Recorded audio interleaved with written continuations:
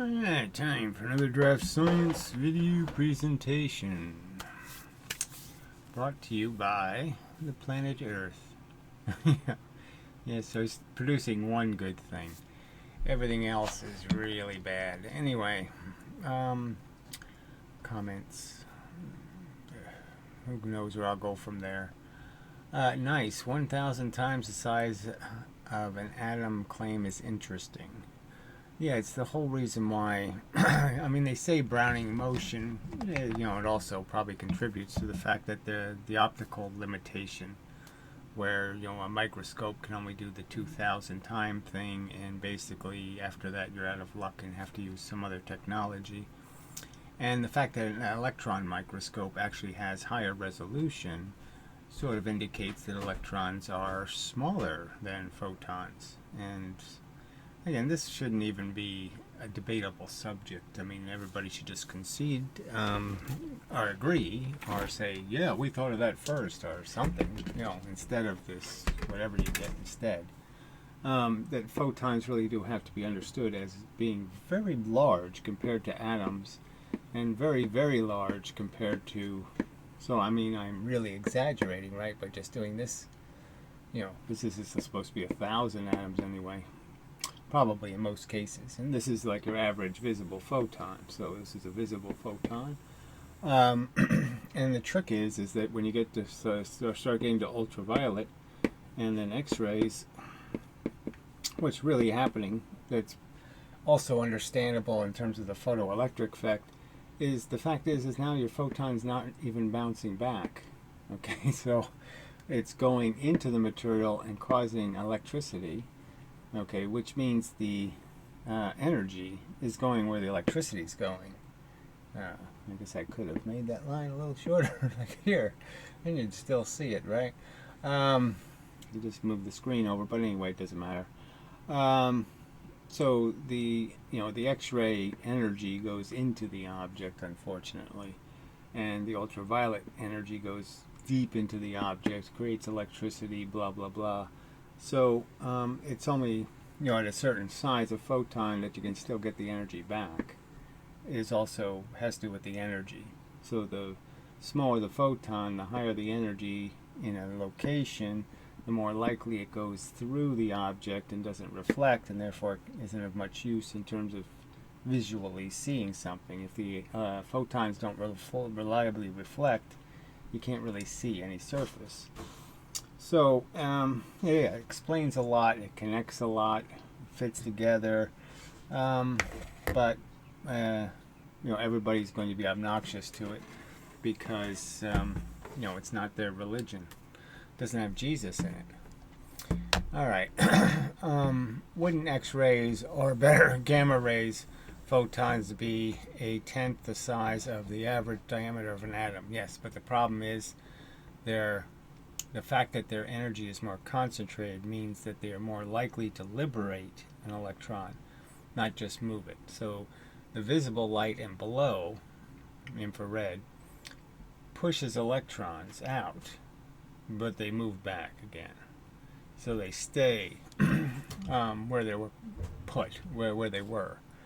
And so that just causes the reflection. So you get the energy back. But if you produce enough energy that you give the electron enough energy, enough velocity, enough momentum, then it's gone.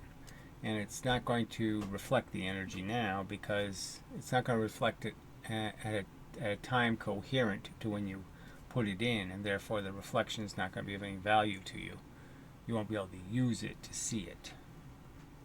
to see irregularities or differences in the surface. So yeah, that's the downside. So the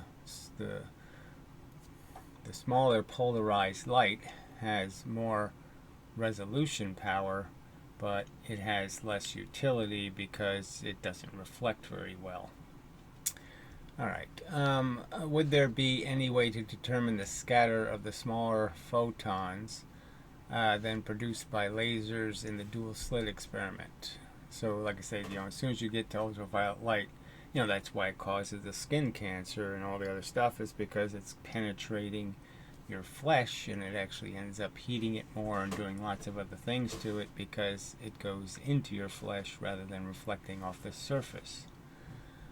Okay, there are actually so many varying things in the experiment.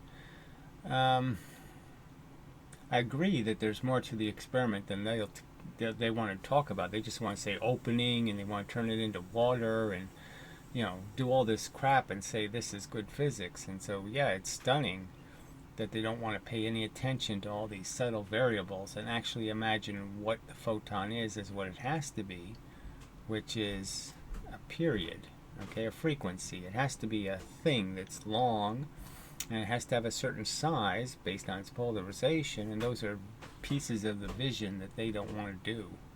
They don't want to imagine anywhere close to the reality. Okay, have you written any paper about your 2 + 2 + theory? It's on the website. Some of it's a little outdated, frankly. I've got to fix that. But does it matter? I mean, I've done thousands of these videos. The feedback I get is absolutely horrible in terms of anything useful or any kind of argument that's any kind of like on the subject. And the subjects are so numerous. I mean, all of the subjects, including things like I keep mentioning the Eddington experiment never being repeated with better technology, even though there's 400 times better resolution from space. All the indications, the fact that Feynman can't even draw the experiment correctly, doesn't even realize that the slit difference is less than a millimeter, and that at the target the slit difference is still just a millimeter, that all of the internal deflections happen within 1 millimeter. They don't happen over the whole entire screen. They don't spread out. They don't do, I mean, all these, fundamental mistakes, clearly things that are wrong. Okay, these are wrong descriptions of reality, and they won't even, I don't think I've gotten a single comment just saying the obvious, like, yeah, physics really doesn't seem like it cares about detail here at all, and it's supposed to be all about making sure there aren't details. I mean, this is just the crudest profiling of reality. They're coming into court as lawyers, and they're just going, hey, look at that guy's hair, and, you look, you see his eyes are kind of shifty. I mean, they're using the worst kind of evidence. They don't have good evidence. It's all garbage. They exaggerate every experiment's ever conducted. They exaggerate it and call it, oh, it's just like the 2-slit experiment, when, there's no slits, it's a crystal. It's a completely different experiment. They'll say, it's the same thing. No, it's not the same thing. It's a completely different experiment. How can you call it the same thing? I mean, egregious nonsense, really. And the opposers won't even concede their physics is crap. That it should be a whole lot better than that. That we all should agree that science should be a whole lot better than that. They shouldn't claim evidence when they don't have the evidence. They shouldn't say Eddington proved it, or we redid the experiment, yes, with a $10 telescope, and it's just it's just too silly. The arguments. So, but what's the point? Like I said, if I had it all written down, what's the point? This is like arguing evolution with the theist. You believe, people want to believe. They don't want the truth. They want to believe in these silly fables, and why they want this silly fable. I mean, why people want to believe in a silly heaven that is described as something so unintuitive to the human animal's existence. I mean, you go to heaven and watch Davy and Goliath videos forever. No porn, no, nothing at all intriguing or interesting. The angels never even, lower the strap on their gown a little bit. You don't get even side boob, nothing. You don't get anything. Oh yeah, I can't wait to get there. Yeah, I can wait. I mean, it's just so amazing, that this is what people are defending. Oh, Alright, so in that vein, some moron types this gibberish. This DraftScience guy would get spanked by 24/7 Flat Earth Discord. I mean, it's got to be such a funny. I mean, 24/7 Flat Earth Discord. You could just imagine the tag team. And what do they say? What do they talk about? What color socks they're wearing? They don't have an argument. There's no rational argument. They might as well. Well, there's no point. But yeah, I mean, it's the 24/7 UFO channel. And they can just keep talking about stuff that's been debunked for 50 years. And keep claiming it's new evidence and blah blah blah. And, I mean, people are so pathetic. So I mean, obviously, these people are just grotesque liars. Okay, so there's no other. These people, there's nothing else to call them. I mean, they know the argument is weak and it sucks. They know they don't have a counter argument for a single observed fact. Facts that we all observe. Like the rising of the horizon. The tall things come up first. I mean, too obvious. Okay, and there's no rational excuse for why the reality looks that way. They can't explain away any of it. And so they just like lying. They like being lying sacks of shit. It's just, it's disgusting. So we're going to remove that. So then he posts a link. So he's a flat earther, and then he posts a link to a Ken Wheeler video. I mean, it's just the irony, how pathetic is this? Even as pathetic as Ken Wheeler is, he's not a flat earther, mostly. I mean, it's hard to tell, right? Because on every subject, he's wishy-washy. He tries to pretend he's not a Trump supporter, and then he tries to pretend he's not a capitalist, and he's not this, and he's not that, and he's all of these things, but he tries to worm his way in so he can play both sides of every issue and not offend anybody, even though he calls Einstein a knuckle dragger when he's the one that looks like the knuckle dragger. I mean, kind of obvious. But anyway, so maybe we'll play some Ken Wheeler and just use it as a background for how pathetic humans are. They fall for this shit. They can't come up with better reason. There's no bent space was a silly answer. So Ken Wheeler's right. Bent space is a silly answer. But ether perturbation is just as silly. Ether makes it happen with the magical ether process. Yes, that's not an answer either. Oh, god damn. So, I don't know. Just so depressing. Anyway, humans are just so fucking stupid. And they're arrogantly stupid, which is just, I mean, they can know that they're ignorant because the facts are there. Okay, the arguments have been made, and they know they're evading them. And so they're watching themselves evade. That is, I've offered these people, Ken Wheeler, I offered it, in person, sort of, with an email. Had a little discussion with him about $2,000. It's all $2,000 to have your little theories challenged, Ken. And the coward won't take the money. So why do you think the coward has any integrity? Why are you linking me to a coward's video? He's a pathetic coward.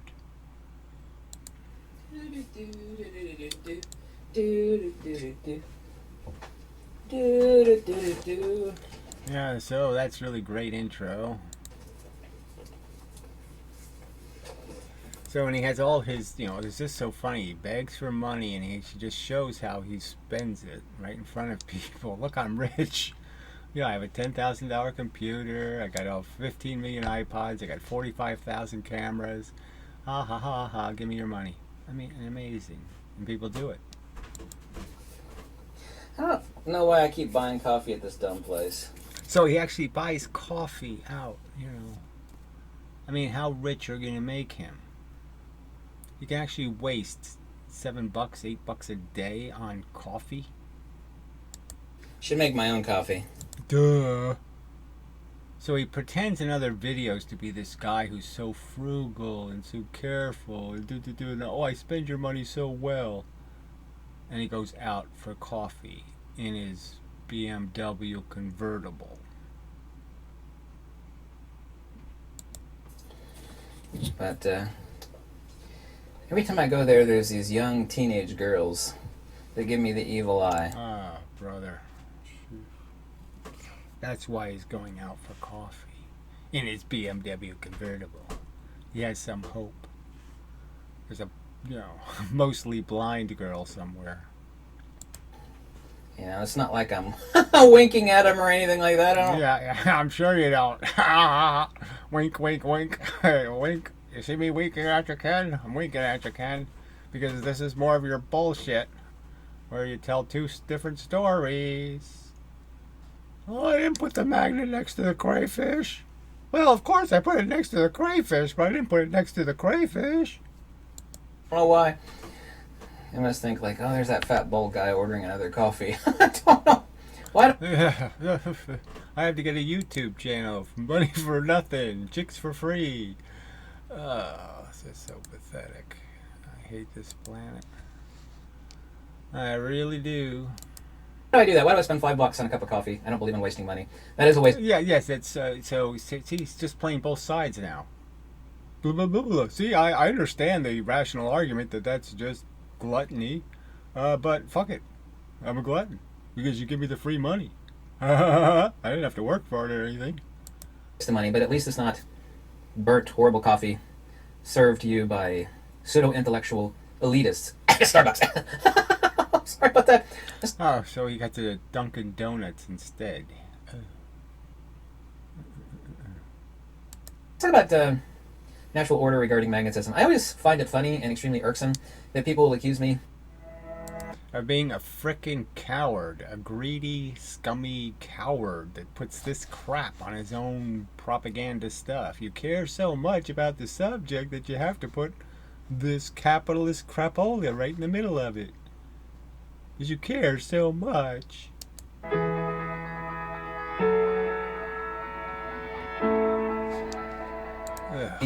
of saying things that I never said. There are a few YouTube channels. I won't name which ones they are, and I don't even watch their videos. That of course you don't care because you don't have to deal with it, but you just pretend it doesn't exist because you don't have any integrity. See, people with integrity care when somebody's talking about them. They care about their reputation, and they'll do what they can to defend it. Now, there's a certain point where there's absolutely no point because they're just making up lie after lie after lie, and who has a lifetime to spend undoing the damage the little, sledgehammer trolls can do. They can just keep making up fake stories, and you can waste an awful lot of time attempting to prove the fake story isn't true. Yeah, why bother? will use my source material to back up their source material. As if I've ever said, and this is kind of funny, by the way. Oh, that you've ever been a flat earther. Yes, a flat earther will use your arguments. Einstein's a knuckle dragger. Because it's such a great argument. I mean, that really proves it. Tesla says so. That if, and I've never even made the implication, that the Earth is like that. Yeah? Every time someone says that, I tell them, call me from the edge. Right there, this little phone call. It's like, hello? I'm at the edge. I never said anything. So this is ironic, right? That the flat earther links me to a Ken Wheeler video that's mocking flat Earth. Right? I mean, it's just so ironic, right? That he thinks this video somehow did his flat Earth argument some good. I don't think so. Even hinting at support for that sort of, I don't use the word silliness. And once again, I don't care what people believe. It's utterly... See, I don't care. I don't... Go ahead, be a flat earther. I don't care. I have to live in the same... Be a believer in shit is good to eat. So, yeah, shit in my drinking water. I don't care. Go ahead, be completely retarded and drive a bus. I don't care. Yeah, I do care, frankly. Fuck these assholes. Okay, let's stop them. Okay, crush, kill, and destroy moron. Let's find moron on planet Earth and get rid of it. Send it to Mars. Mars for moron. No concern to me whatsoever. But please, whatever you do, you hate me, but don't say I said things in support. You have said things. You are a lying sack of shit. You do fake experiments. You don't tell the truth ever. I mean, that whole ferrocell crap about your solar ferrocell not having little holes drilled into it for the light to go through. It's just a big fat lie, Ken, because you know that's exactly what it does. It's exactly the same thing. You put the holes there because it has to have the same LED effect. You have to have little sources. You know it, you fat liar. Sorry. I mean, the fat part is irrelevant, but it is in your face. Of things that I never said I was ever supporting, because I haven't. I have attacked notions of false conceptions of gravity endlessly, but I never said gravity didn't exist. So now he's making that argument. So, it's just kind of ironic. Okay, that because Ken really does say there's no such thing as gravity. He says things like that. So, I mean, he just plays with the language over and over again. So you could obviously just, somebody could waste their time going through Ken's videos and find his direct contradictory statements. Phenomena of gravity. Doesn't matter what we call it. Doesn't matter what we deem it or attribute it to be. But this phenomena is what we would call, what's the word I'm looking for? Undeniable. So I've never said stuff like that. Please don't accuse me of debunking this phenomena, okay? I know. What you're debunking is our right to use vocabulary to describe things with words, and you're saying gravity is somehow just like photon. You said we can't use photon for the phenomenon of a photon. Of course we can. You've mocked the whole idea of having a word to describe what a photon. To sit there, be able to point to one, say, photon. Okay, gravity. They're events, they're happenings, whatever they are. The fact is, we need a word to label them, Ken. That's what logic does. Logic knows that you have to have different labels for things. If you call everything one, that's one, that's one, that's one, that's one, everything's one, well, then you can't talk about anything or do any logic because you can't tell one from the other ones. So everything has to have a unique identifier. So yeah, you agree there's a phenomenon called gravity. I agree there's a phenomenon called gravity. Okay, and so quit playing a game and making videos saying there's no such thing as gravity. I have debunked what it actually is, and of course, gravity. Yeah, of course he hasn't debunked it in any way except saying their theory sucks, and here's another shitty one to replace it. One that's just as vacuous, just as empty. It's going to the halfway null point. Why is it going to the halfway null point? How is that a theory? I just say so. Because going to the halfway null point looks exactly the same as going to the final destination, right? Going halfway to the store looks just like going to the store, doesn't it? So you'll never be able to tell the difference, will you? So I'll just pretend when you go to the store, you're really just going halfway to the store. No one will be able to tell the difference. Is not a force. It's a complete opposite of a force. There's no such thing. So whatever that is, it's complete opposite of a force. The opposite of a force would be a what? If or I mean, shit. The opposite of a force is nothing. There's no opposite. Okay. It's like the opposite of a human. What's the opposite of a human, Ken? As magnetic attraction. That's an idea that has existed for many, many thousands of years due to the lodestone. Ancient Greeks, Indians, Egyptians, and Chinese. Yes, they found things that are similar, but guess what? Seems like or looks like isn't necessarily have anything to do with is like. And that's what got them into trouble with the whole wave particle duality bullshit and looking at water waves and pretending photons are the same as water. No, it's not the same. The pattern isn't exactly the same. It's made a fundamentally different way. It's really easy to understand. It's the simplest kind of pattern you can do. Because some other animal burps. I mean, you're going to say that it's on the same evolutionary branch as we are. It's our closest relative. Doesn't matter that it's a clam. And other cultures, I think of the earliest records are Chinese. Would find lodestones. It was fascinating how they would actually jump to one another. Of course, we not really grew, but kind of grew to understand. There's magnets here, and so this must be magnetic attraction. No, it's completely ludicrous. There's no such thing as magnetic attraction. So you just said that now, and then you make another video. Oh, I've never said there's no such thing as magnetic attraction. I'm just saying there's no such thing as magnetic attraction. There's magnetic, hello, I love you. There's magnetic, I want you badly. I'm going to run towards you. There's magnetic, blah, blah, blah. I mean, this is just gibberish. Of course, the concept of magnetic attraction exists. I would argue that clearly it's not attraction, it's actually the lack of resistance to something else pushing. So you're just going to get pushed either way. By definition, force in motion, centrifugal divergence, and mutual. There, yeah, force in motion, centrifugal divergence, halfway to the store stuff, blah blah blah blah blah blah blah blah blah blah blah blah blah. I mean, just useless gibberish. Not a single fucking anything close to a drawing, anything close to a mechanical mechanism.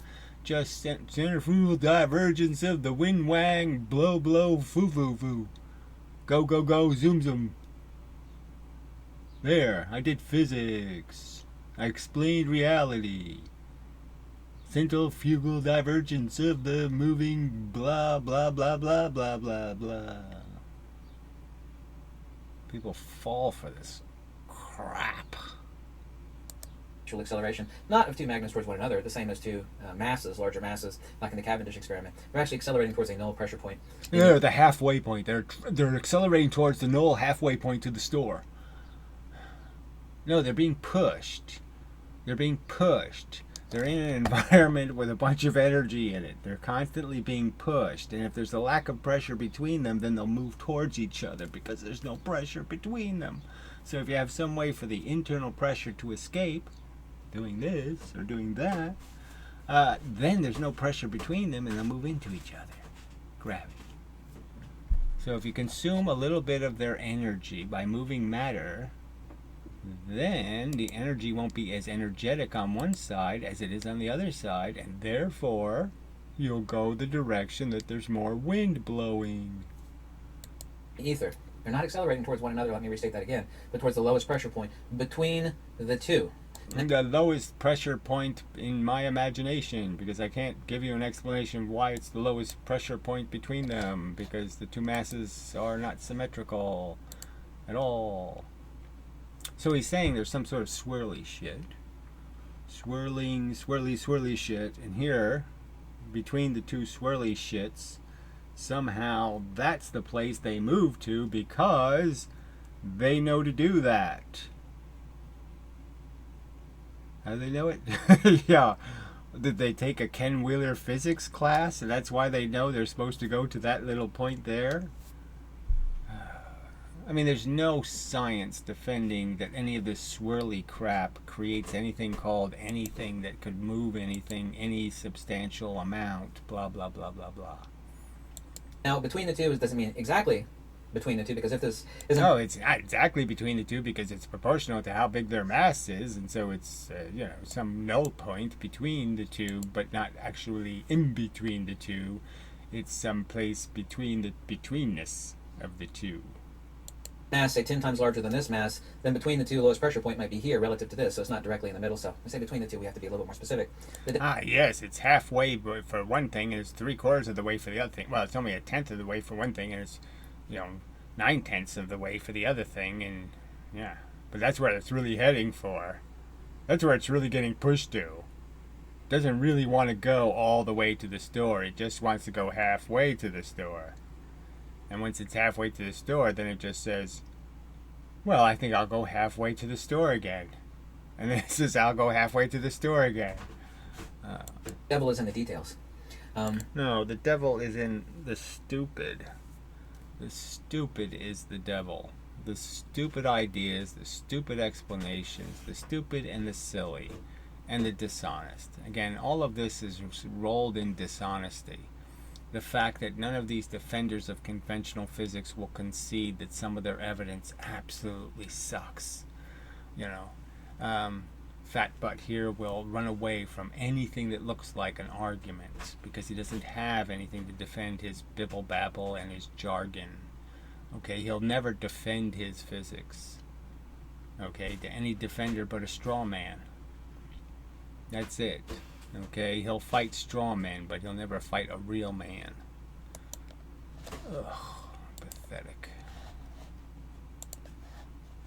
Horrible. But what is gravity? Gravity is a hole in the pressure of the ether. Magnetism. A hole in the pressure of the ether. Well, that explains everything. That's so much clearer than bent space. I mean, shit, bent space. How do I imagine that? A hole in the ether? Oh, that I can... Oh, yeah, I get that right away. The old ether hole. Geometry specifically is the torus or the toroid. The toroid torus bullshit. So more of this mysticism of the magical geometry that creates the special movement of the stuff halfway to the store. The torus makes you go halfway to the store. Magnetism creates space, as Nikola Tesla found. Yeah, magnetism creates space. So we might as well just forget it right here, right? We might as well just say, oh, fuck it. You know, these people with their magical space creation. You know, isn't that already done? I mean, we're sitting here in a world that obviously making space doesn't happen. That's like falling for a magic trick. You know, the magic, you know, you really think the magician makes a rabbit?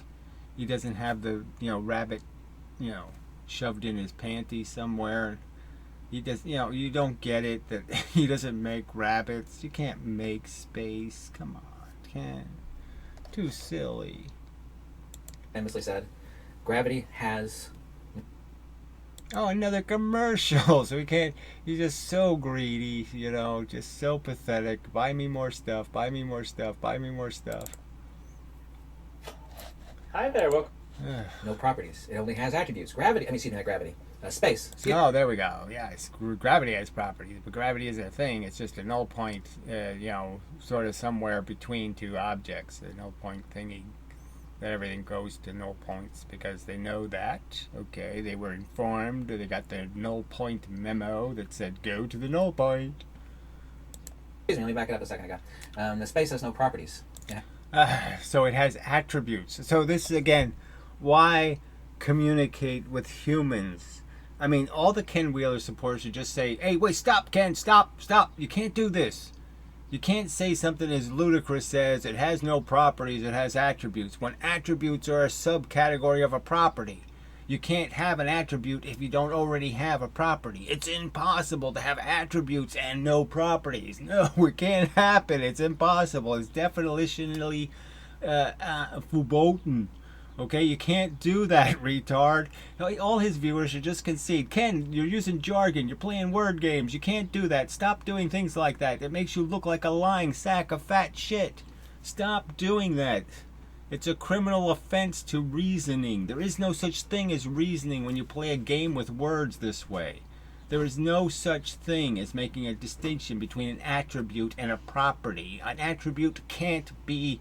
The two can't not coexist as words. One can't have any meaning if the other one doesn't have meaning. Has attributes. Space is exactly like a shadow. A shadow has attributes. So Theoria is again. So space is like a shadow. So we know a shadow is a phenomenon. A shadow isn't a fucking thing. Okay, it's an event getting shadowed. And what is shadow? Shadow is the fact that you're getting hit by less of something than something else. And so it's not magical at all. It's just the difference between a pond and a lake. A strong wind and a weak wind. Oh, damn it. If you stand in the shadow, you'll feel cold, but it has no properties. It has no properties. It's not a thing. It's not a thing. A shadow is not a thing. Space is the absence of the dielectric. It's a low pressure point in the ether. So space is the low pressure point of the dielectric ether thingy stuff. And when he says this crap, I'm supposed to believe that any of these fucking morons have any idea whatever of how to draw that or explain that or in any way make that coherent or reasonable. That absolute mush. Due to the force in motion three-dimensional S-curve, which is the force in motion three-dimensional S-curve. So we have some three-dimensional S-curve going into the counter space of the blah blah blah blah blah, and this all fucking somehow makes sense to you. The elemental universe is made out of three-dimensional S-curves going to the null point in counter spatial ether stuff. what magnetism is. And by the way, the extrapolation of a three-dimensional S-curve. You take a piece And so he's talking about magnetism again. It's supposed to be gravity, but he's, he brings up magnetism, which can only mean something if you're bringing up what is magnetism. We know magnetism is just a byproduct of dipoles. So first you have to explain what a dipole is. And then if you explain, well, if the dipoles are all aligned in different directions, then they all cancel out and you don't have any magnetism, and all you'll have left is gravity. The wire, bend it like an S, take each end and bend it inverse to one another. You'll actually have the interior geometry. This is a gold apple, yeah? That apple, of course, is an oblate toroid. Interesting. So I suppose you bought him that too, you lunatics. Bought him a gold apple. So you not only waste money on frickin' $5 coffee every morning, he fucking owns a gold apple. I guess Apple gave it to him. I don't know. Enough, if you actually bisect a perfect apple, it'll have the volume of phi to 1. It's the same reason why we have... Oh yeah, so that phi to 1 stuff just explains everything. So phi to 1 over 3 over pi over chi, phi, my bye. You know, it's just, you know, it's so depressing. Oh yeah, that's an explanation. Sure. It all makes sense now. I see it. Different magnetic effects on living systems is due to gyromagnetic precession. Oh, I thought it was Jesus. Jesus did it. Isn't that just such a better answer than all this mush? Gyromagnetic precession. Yes. Geomagnetic precession. So there's some sort of geomagnet and it's processing, and that's what's causing stuff to counter space. Okay, and also to the lag therein. The lag created. The lag. Okay, so we know there is some lag, right? So I guess that's why I threw this word in here. But we know that's just because there's a speed of light and things can move slower than the speed of light, and therefore they're going to get lagged. From that torsion, which has a frequency. It's also called the Lamore frequency. The average. Oh, yes. No such thing. Lamore frequency is 42 megahertz. It varies up and down from that, but that's the average of the Lamore frequency. So what is gravity? Gravity is just nothing other than a hole in the... Okay, so it's a hole in the counter space that makes space that has the Lamore frequency, in the sense that somehow it's geoprocessing at 42 kilohertz per second. And therefore, that's why there's gravity. Pressure of the ether, a divergent centrifugal magnetic force, the centrifugal force in motion, which creates the toroidal geometry of magnetism, generates that thing that human beings call space. Right, and so again, he's saying he's debunked, Einstein with this pile of crap. This incomprehensible gibberish is somehow so much better a model. Now, a shadow is not a thing. We all have an idea of what a shadow is. So he keeps doing it, and he does it over and over. So I guess, once we start getting into this will be just the same video redone by him over and over again. So he'll do 3 versions of the same video here and just keep saying the same shit over and over and over and over again. If someone stands in a bright light, they cast a shadow. There's a shadow. Human beings, their number one mistake when it comes to scientific and empirical knowledge, a higher Platonic knowledge, which is lacking in the average human being. So all of this, look at it, I'm going to the higher place. No, you're not. You're going to you're doing the same thing all the carnival barkers and all the religious proselytizers are doing. You're just lying. You're just manipulating a dumb audience. And it's pitiful that somebody as bad as you at it can get away with it. That their story can be this fucked up, and this is more fucked up than the worst creation science, and he gets away with it. Ugh. Is concept reification.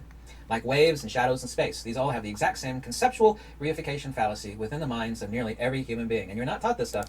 Yeah, right. And so we're supposed to figure out what a reification fallacy is. So reifying is to purify, to get to the essence of something. Right? So what did he just say? Get to the essence of counter space. In high school or college. A shadow is not a thing. It's not a principle. Sure it is. I look up shadow in a dictionary. There's a noun there. It says what a shadow is. All right, so it's not. It's exactly though. It's not a physical object. It's describing an event. Lots of events are called things. Gravity, for example, is an event. Okay, magnetism is an event. There's no such thing as a magnetism. You know, you can't. You know, you're not going to go to the dictionary and say magnetism and they'll have a picture of a magnetism. Now they might show a picture of a magnet, but that's a magnet. That's not a magnetism. A shadow is not a thing.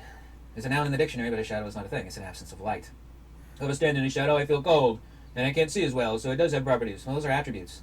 But once They're not attributes and properties. Again, you can't separate the terms.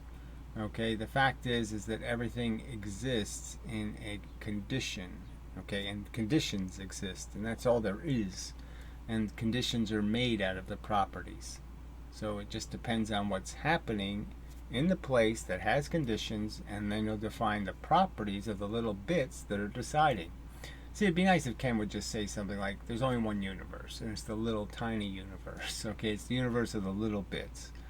And they are doing all the action, and they have all the properties.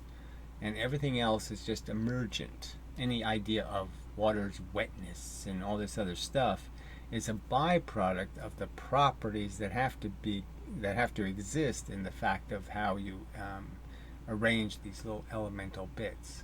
And what happens when you arrange them a certain way is because they become slippier. That is, they smoother and less irregularities. And those are the real things that's creating what we perceive as something else. Again, attribute reification. By the way, a shadow is consubstantial upon the matter and the Oh, consubstantial. Now, why does he use that? Consubstantial, so it's trivial. Consubstantial would be trivial. Why doesn't he just say trivial? Oh, that's right, because it's a game he's playing. Let's trick the dumb humans. So let's use fancy words they don't understand, and they'll just go along because they don't understand the word. They'll just pretend they understood because they don't want to seem stupid. Oh, shit. light, which is being blocked by that matter. But a shadow is not a thing. Space is exactly like a shadow. And by the way, all of this... Space is just like a shadow. So that just doesn't make any sense. So space is the absence of ether, I guess. I don't know. There's not much ether there, so it's spacey like. Or something. I don't know. Yeah, sorry, can't make anything out of that. So instead of doing the obvious thing, which is recognizing there's nothing and then there's something in it, they all want to believe there's something called something and there's little puddles of nothing in it. I mean, it's just so funny. I mean, it's just so upside down. It's so obviously the wrong turn. If you read into it much further, which I'm not going to do in this video, yes, well, whatever. Because then you'd have to use more jargon on your jargon, and you can only add so much, it's like adding too much sugar to your coffee. It becomes just flavored sugar at some point. Establishes something that I thought earlier in life was just New Age hokum. A broken clock is right twice a day. Well, one of the things that the New Age movement got right, and I have all the books on this, every one of them, so don't mention them. You has the books on everything. Too bad you haven't read any of them. Because I already have them. The holographic universe, the holographic paradigm. Whatever. And so demonstrate you read any of it. Everything in the universe is a holographic paradigm, just as every science teacher taught you. Well, every atom is 99.99999% empty space. In other words, an atom, actually what they're trying to say, but they can't say it because they lack the intellect, is that every atom is an electrostatic balloon.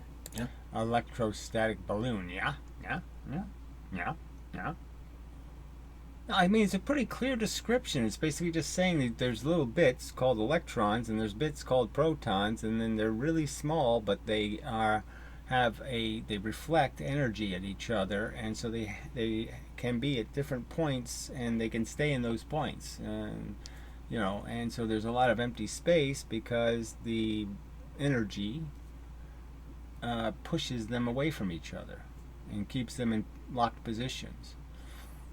I've already done the electron force. The fact is, if you have 3 electrons, and imagine that this one's attracted to the nucleus, you could just understand that to get to it, it has to push on both these electrons. and they're not going to want that. So they're going to push back. And so this one can never go where it wants to go because these two guys are going to push it back. And the same thing goes for this one. Right? All I do is put up the other finger, and now this one's the one stuck in the middle. They're all monkey in the middle. They all can't get where they're going, because to get where they're going, they have to move a whole bunch of other electrons to do it. It's a little dynamo. Every little atom is nothing else. A dynamo. So, a dynamo is a motor, and so he's, physics hasn't even given people a rational understanding of how motors work. So he's saying, here's an example of something I haven't explained, and it's just like the I haven't explained. So, yes, gravity is just like the other thing I never explained. Than a dynamo. Most of its volume doesn't exist. So the dynamo doesn't exist. Most of it doesn't exist. Of course it does exist. But yes, everything, even solid steel, has a lot of empty space in it, because the only universe that is a universe is actually the elemental universe. The electrons and protons are in the same space that's between us and the moon. That's where the reality is, okay, is that the real universe is just electrons and protons. That's the real material universe. The rest of it is just emergent in that universe. It's just an image of what that universe is doing. There is no other universe. There is no big universe that's a different universe. There's only the little universe. The little stuff, the smallest stuff's interacting. What happens to you because of your cells. And what happens to your cells happens because of the elements, the atoms. And what happens to the atoms is because of what happens to the electrons and the protons. That's what it's all just the tiny little stuff. It's only one universe, the little one. I mean, that one should be just emphasized and emphasized. And every rational person on earth should be able to agree. Yes, that's the only universe, the little one. The rest of them are just bad pictures of that universe. Only the same volume created by magnetism. Anyway, we have the conjugate geometry of the universe, the toroidal geometry. The conjugate geometry of the toroidal, what he called it before, he had some other word, the hyperboloid. Magnetism. And then we have the counterspatial or anti-Cartesian geometry, the hyperboloid or hourglass-shaped geometry of the dielectric. So anti-Cartesian, which means anti-3 dimensions. But then he'll say, I never said there weren't 3 dimensions. Well, there's 3 dimensions, but they're warped, like bent space. Yeah, just like bent space, that's warped space. Non-concretion. Yeah. And if you actually take the hourglass, which I think everybody can picture an hourglass in their head, right? You have these 2 barbells in the center is this pinch point. Any 2 masses are accelerating towards the erasure of space. Space is the after effect of a divergent magnetic. So says Ken, okay, with no evidence at all. No rational reason why I should believe that. There's just no rational reason to believe the thing is moving towards some null point in counter space that it somehow sees and says, I wish to go there. It obviously has to be made to go there by some mechanical force, some mechanical event. And what we'll never see is what that mechanical event is. It's just swirly, happy stuff. Swirly stuff. Yeah, just give up. Oh.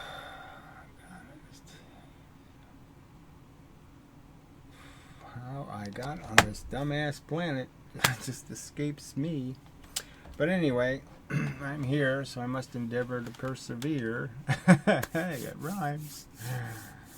That's all I can do is my part. All I can do is reason with you, and part of that is mocking you, of course. It's a perfectly reasonable thing to do, is to mock your hypocrisy and your duplicity and your inability to tell the truth and your dishonesty, and you're just horrible people. And part of honest communication is me pointing out, just like, hey, Ken, you could lose some weight. It's just honest. And the fact is you people are horrible communicators. You just, have no respect for the truth. And you can't do logic for shit. And it's just disgraceful that you think you're qualified to drive a bus. No, you're not. Anyway, you would suck at it. So, till the next time and such. Do hate this planet. This has been a DraftScience video persevering experiment. Till the next time when I attempt to persevere some more. I'm trying to get to the persevere point. Yeah.